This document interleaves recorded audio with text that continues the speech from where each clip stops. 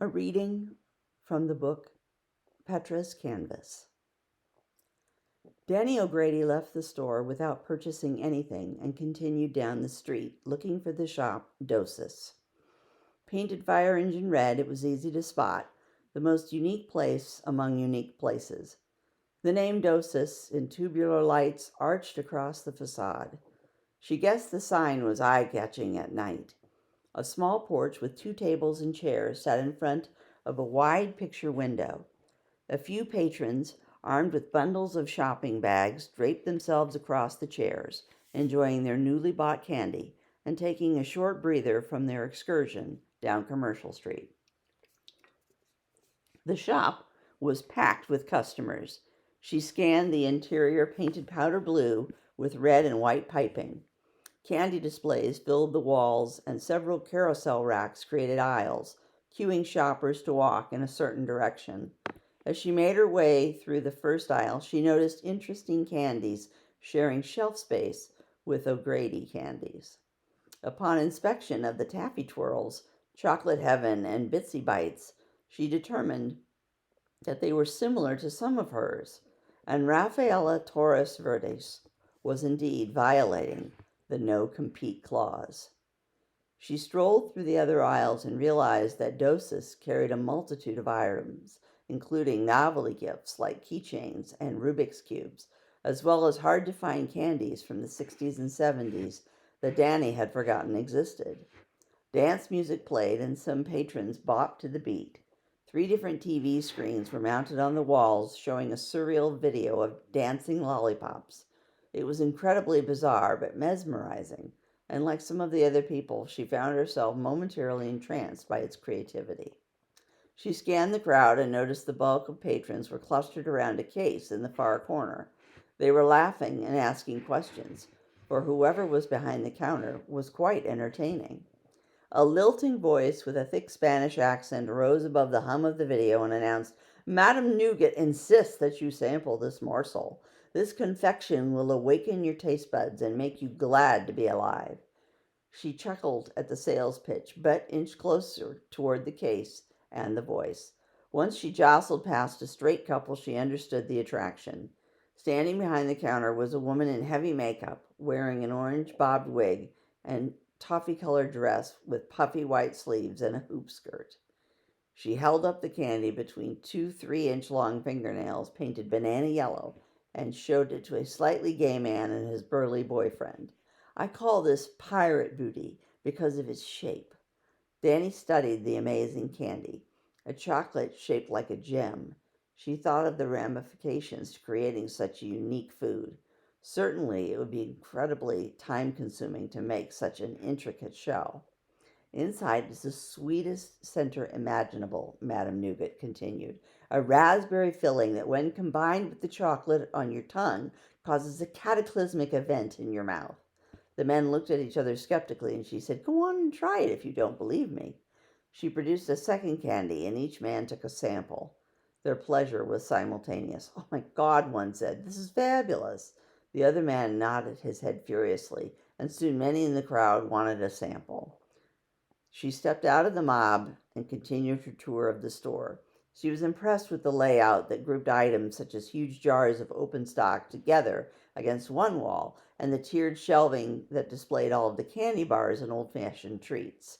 Everything was clean and freshly painted, and when Danny glanced up at the lighting, she saw a blend of old-fashioned green hanging lamps that added ambiance with some excellent track lighting interspersed over the candy displays, ensuring that the entire store was brightly lit, and the sparkling white tile floor added to the appeal. She scanned the dozens of happy customers who had multiple items to purchase, including many O'Grady candies. She smiled, knowing that millions of people loved her family's product made her happy.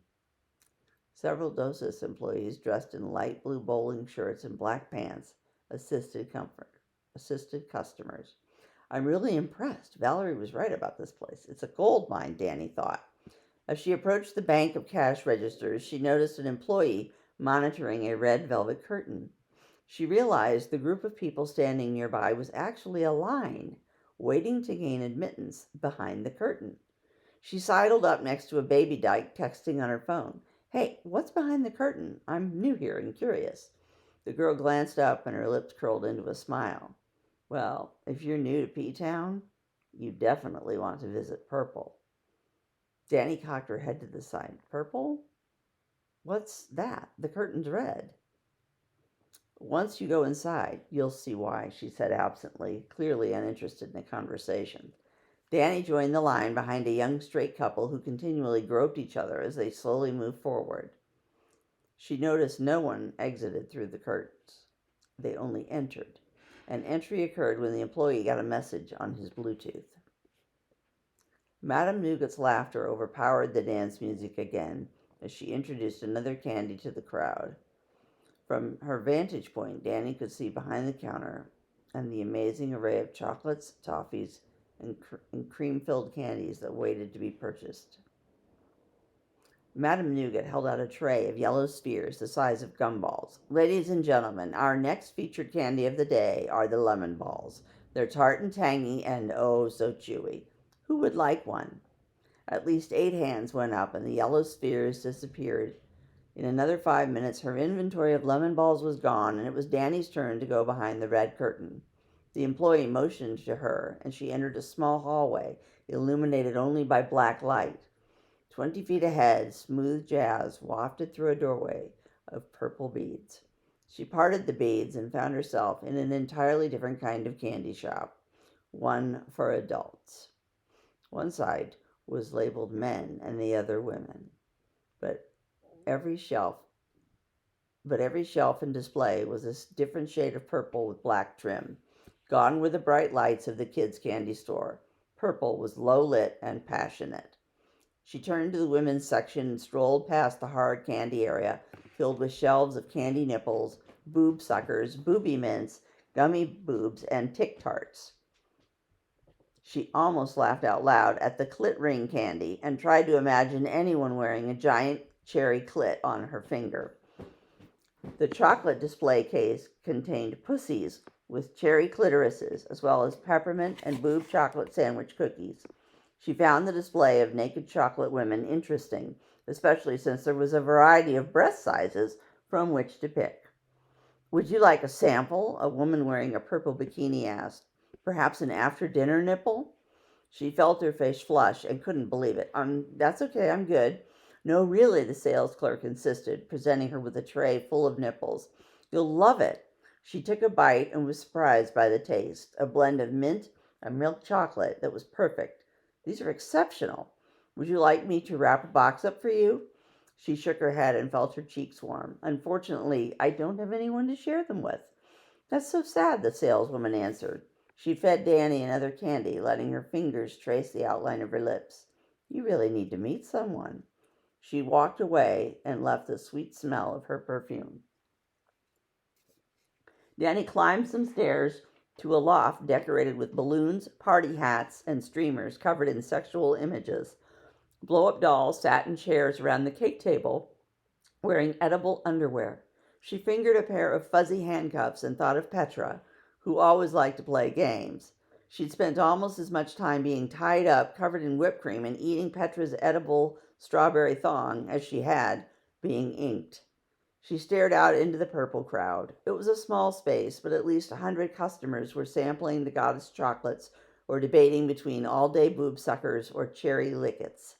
She didn't even want to think about the men's section, which was packed with guys. She scanned the displays and saw that everything could be purchased through a website. She imagined Raffi made a fortune in internet sales since most people preferred to buy their pornographic candy from home after their children had gone to bed. The saleswoman had finished distributing the tray of nipples and was straightening a shelf of Tit Tarts when she approached her. Excuse me, but I was hoping to meet the owner, Rafaela Torres Verdes. Is she here? The girl shook her head slowly. No, she doesn't come around much. Josh runs Purple and Madame Nougat runs Dosis. She chuckled and added, I wouldn't be surprised if Raffi sold this place off and moved to the south of France. She's probably sucking up that French wine and some French pussy as we speak. She gave her an odd look and moved on to the next aisle.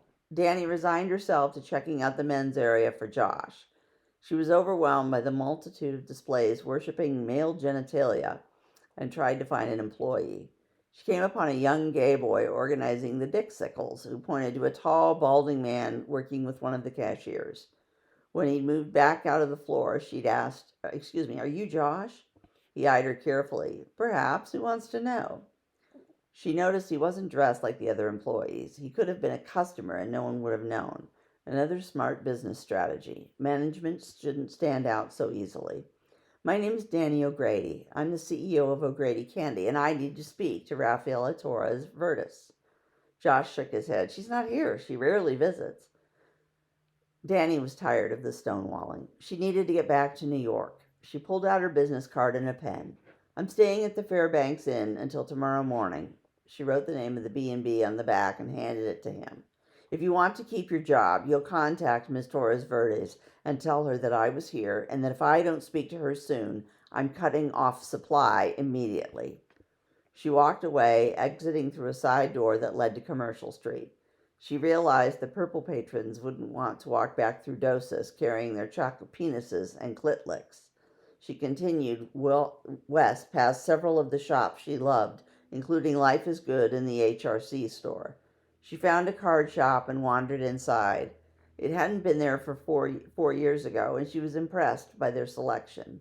She loved to collect cards and give them to people for no real reason. She had 3 drawers at her office, filled with hundreds of cards that she'd purchased over the years. Anytime she was in an airport or a mall, she'd find the card stores and peruse the various assortments for as long as she could. The act of reading cards was therapeutic. For as often as she purchased one, she sent one.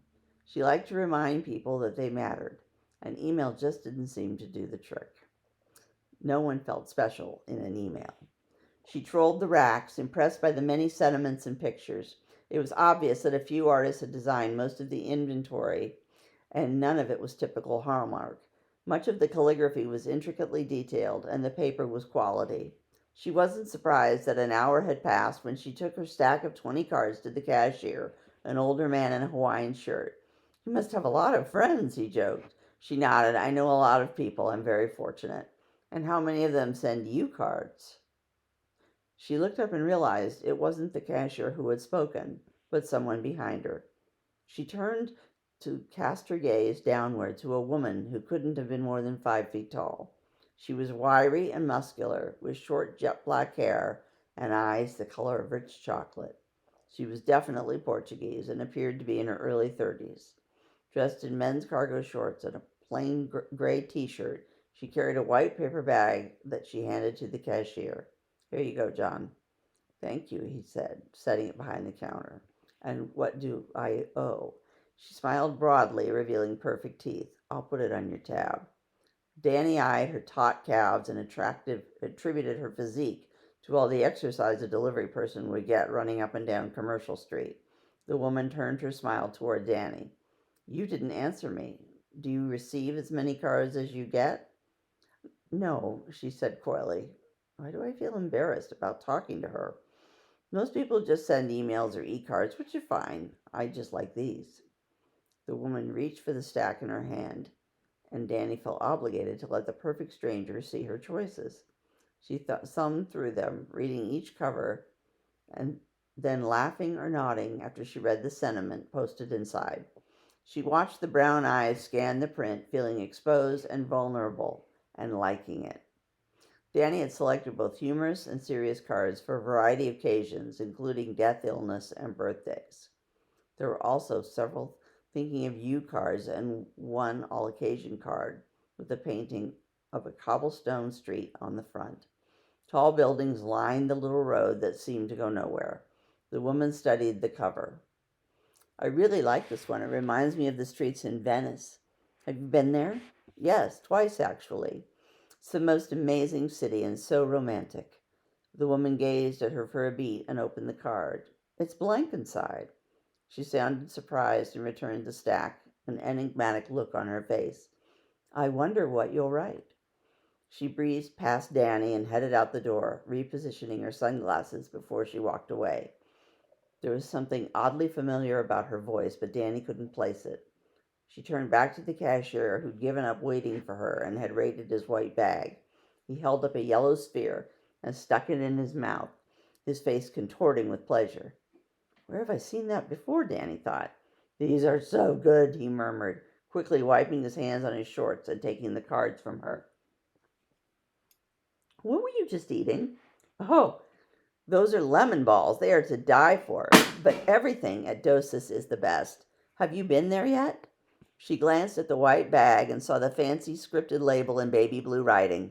She stepped to the bank of windows that lined the storefront and gazed up and down Commercial Street. But the woman was gone. Who was that delivery person? Delivery person, John snorted as he continued to ring up the cards. That was Raffy, the owner of Dosis and Purple.